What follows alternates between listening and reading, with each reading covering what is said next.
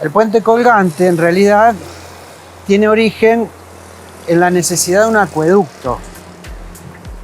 El puente es una consecuencia de esa necesidad. Obras Sanitarias de la Nación tenía una toma de agua, la toma de agua principal para la ciudad, varios kilómetros hacia el Paraná, sobre el Colastiné y en Rincón. Esa toma de agua, para trasladar el agua para el tratamiento, la planta potabilizadora que está aquí en Barrio Candioti, necesita cruzar la laguna para acceder al Barrio Candioti.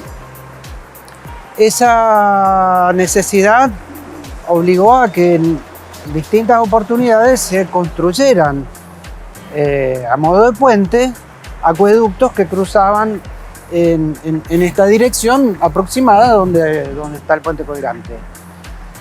Se construyeron puentes de madera que se los llevó la correntada, puentes de hierro se intentaron construir, incluso un puente de hormigón que estaba presupuestado y proyectado. Distintas inundaciones y correntadas se llevaron a esos puentes consecutivamente. Hay que considerar esto también. Hoy vemos la laguna en un estado excepcional de bajante, con poca agua, pero en época de inundación el agua se embalsa aquí, porque viene todo el caudal desde el norte y se estrecha, con lo cual aumenta su velocidad. Además arrastra camalote, que se producen embalsamientos si hay un obstáculo. En este caso los puentes de madera tenían los pilotes muy próximos, con lo cual esa resistencia a las islas de camalote que flotan produce embalsados que hacen una gran presión sobre esas bases y terminaron derribando esas estructuras. Lo cual la lógica indica que mientras menos resistencia se oponga a ese tipo de presión, se favorece el escurrimiento del agua, el paso de los camalotes, y eso indica que la necesidad es, ¿cuál es? La de disponer la menor cantidad de apoyos posibles sobre el lecho de la laguna. Por lo tanto, la lógica llevó a considerar la posibilidad de que se trabajara con la idea de un puente colgante. O sea, un puente que tuviera, como tiene, solamente dos apoyos en el lecho de la laguna.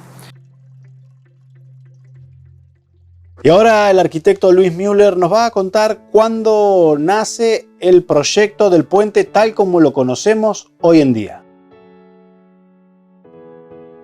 Hacia el año 1921, en circunstancias que el ingeniero Marcial Candioti, un santafesino, era director de Obras Sanitarias de la Nación, se empieza a resolver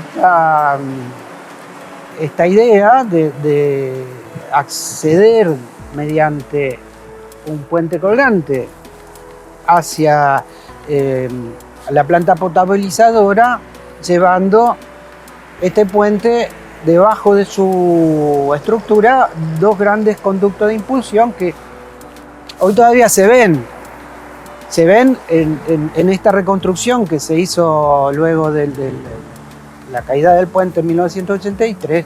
Bueno, hoy ya no están efectivamente en uso, son una reconstrucción del puente original.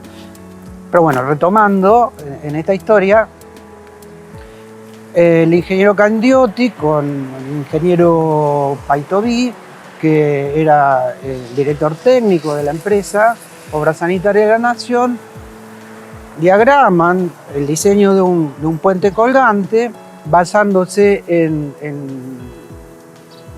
modelo francés del ingeniero Gisclar, que tiene un tipo de suspensión particular, como es la que vemos en este puente, que está aplicada allí.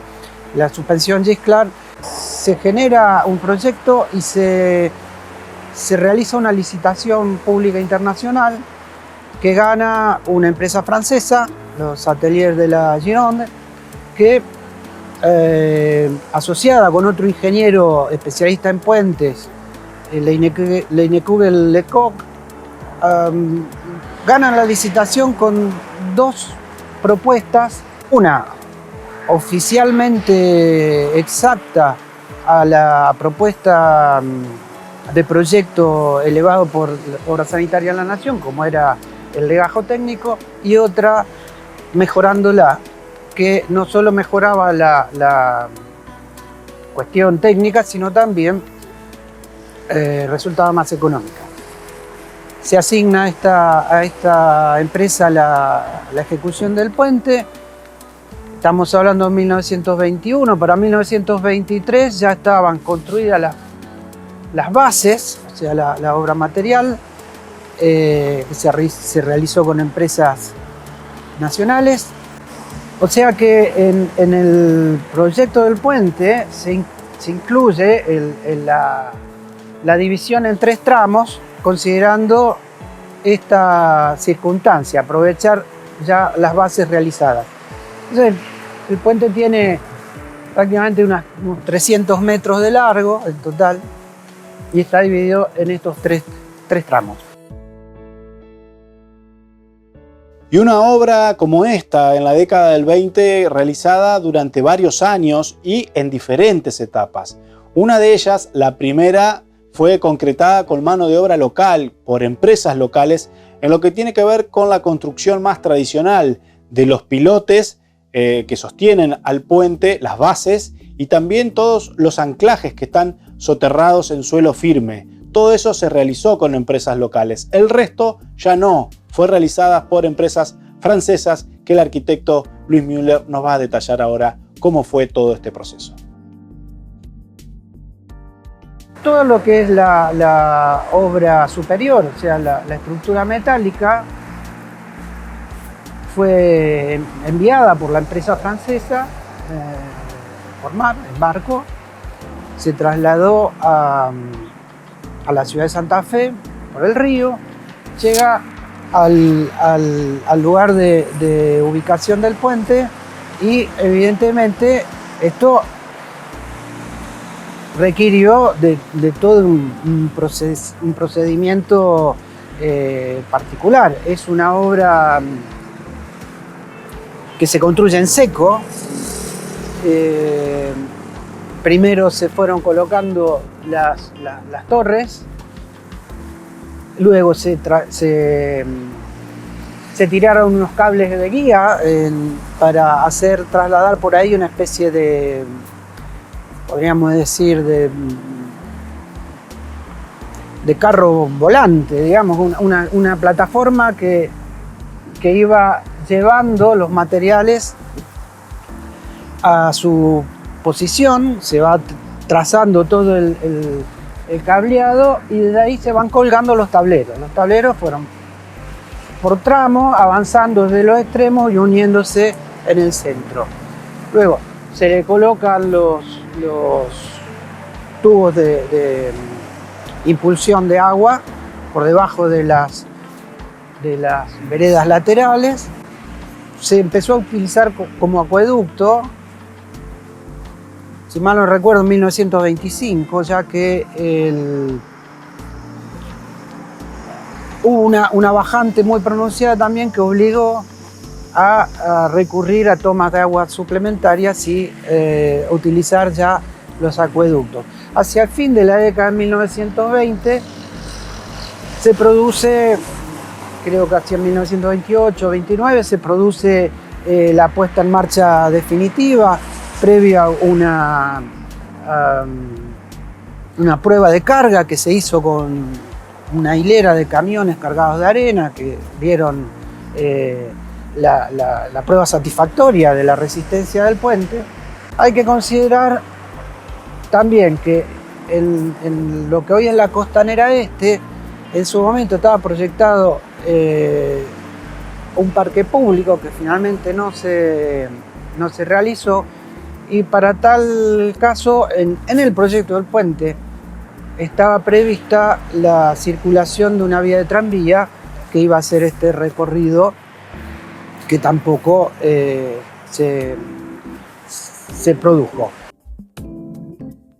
Las estructuras metálicas tienen la condición de haber sido realizada con la técnica del remachado o roblonado propio de la época anterior a las soldaduras, que es como vemos en la segunda, digamos, en las torres de la reconstrucción que se hace del puente. No se pudo repetir ese tipo de técnica, porque ya prácticamente es inexistente, incluso sería costosísimo hacerlo por la falta de una mano de obra calificada.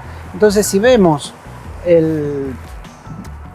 la torre principal, la antena principal y la de cabecera, nos aproximamos ahí, vamos a ver la diferencia entre la tecnología aplicada con la torre original, que es la del lado oeste, o sea, al lado de la ciudad, que presenta todavía todos sus remaches característicos que le dan una presencia muy particular a la estructura, a diferencia de aquella que tenemos en la ribera este, en las cuales vemos una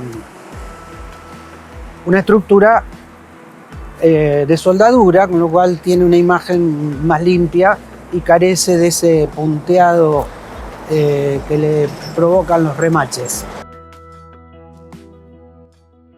Otro detalle condicionante en la construcción de este puente, en el proyecto del puente colgante de la ciudad de Santa Fe, fue el crecimiento urbano de la propia capital santafesina. El arquitecto Müller nos va a contar ahora cómo impactó esto, el crecimiento demográfico de Santa Fe como ciudad y también de su parque automotor.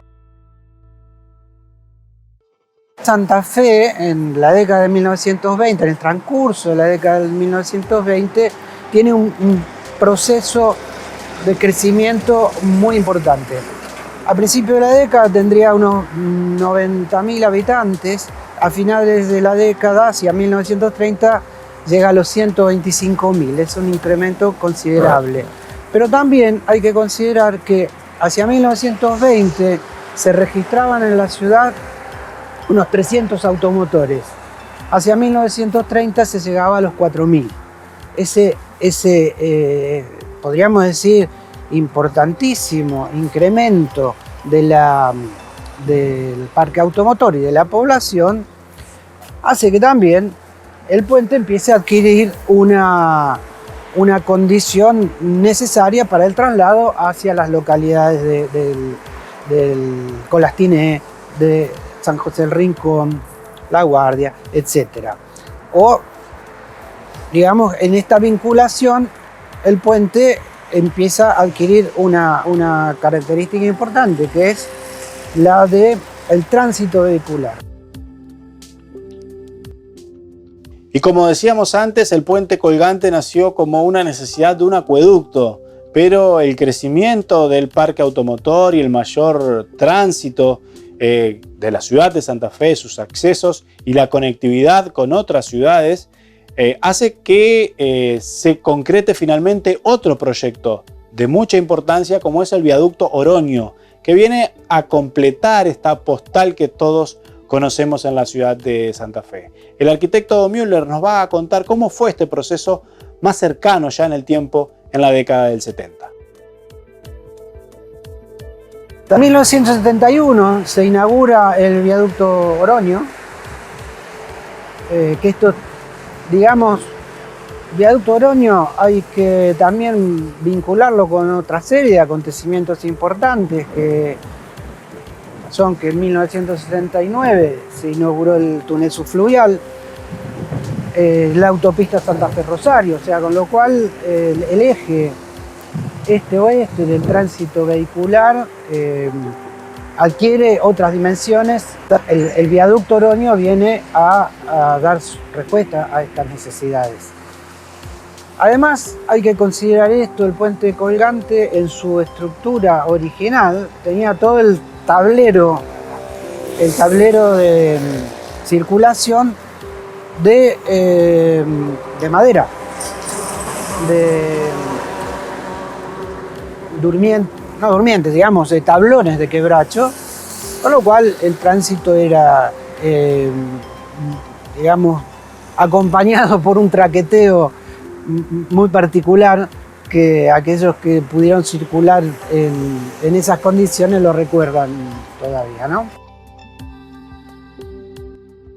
Y sin duda que un momento histórico para este puente y para toda la ciudad de Santa Fe, y hasta para el corazón y el espíritu de los santafesinos, fue el año 1983, cuando con esta gran inundación de todos los ríos cercanos de la cuenca del Paraná, también la laguna Setúbal fue parte de este fenómeno, y esto hizo que un puente al que se había desatendido en sus infraestructuras y que estaba mal mantenido, llegue al colapso de una de sus torres, a la caída del puente colgante de Santa Fe, algo que está en la memoria de muchos santafesinos que lo vivieron y que sin duda transformó el ícono de la ciudad de Santa Fe en una postal que nadie quería ver, una de sus torres caídas y un puente que estaba allí partido por la mitad, casi como pidiendo a gritos que sea puesto en valor. Pero el arquitecto Müller nos va a contar lo que significó este hecho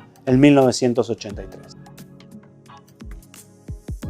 Como obra de ingeniería requiere mantenimiento, hubo socavones en las bases, distintas inundaciones obligaron a volcar allí toneladas de escombros para relleno, hasta que la inundación de 1983 volcó la pila oeste,